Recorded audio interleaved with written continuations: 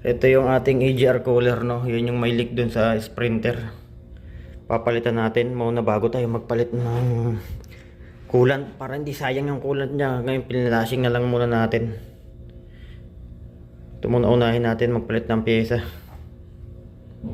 Kasi may leaking yung ano niya eh.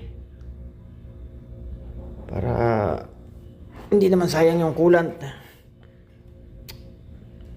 Babuksan na natin mamaya ito. Tingnan natin kung may filter na rin laman. Tatanggalin natin ito. Nandito kasi sa ilalim yung kanyang EGR cooler.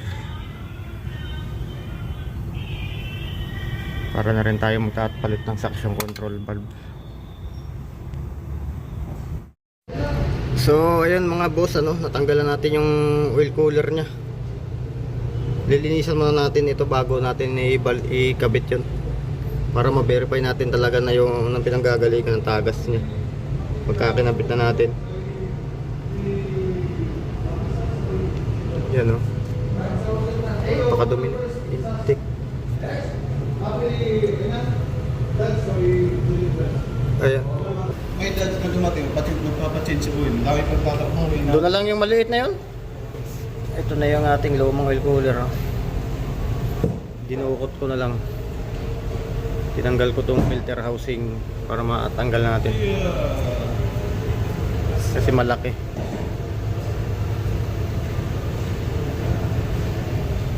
Parang binuksan na to dati kasi may mga silicone na eh.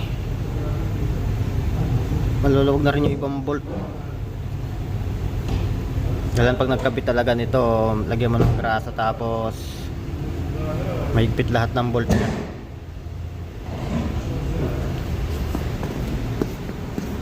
Ito yung mga piyesang tinanggal. Tapos ito pa yung mga lilinisan natin bago natin ikabit yun, yung ano nya, throttle body tsaka mga EGR valve. Kasi pagka buo nating tinanggal, hindi siya kakasya, maobliga ka pang baklasin yung intake manifold na matrabaho. I-sure ball na lang natin ang pagbalik, di naman ganun kahirap. Pero lilinisan ko muna yan. Madami niyang tagas Ayan, nabuksan na. Gastado na yung mga ano niya O-ring.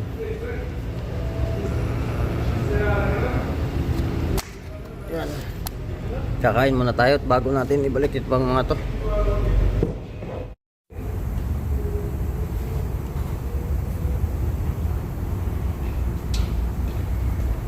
San mo shop pala, Shokol Quest. Ada bawa ba? Di ba? Ada diesel kita. Sabi video mo, skill. Ano mano? Nilinisan na natin yung mga ano niya. Tagas-tagas kanina. Ang tuyo na. Para malaman natin kung saan. Kakabit na natin yung oil cooler. Taray, nalinisan ko na rin tong mga ano nya, EGR cooler tsaka throttle body tsaka yung ibang, ito yung EGR. Linisan na natin yan.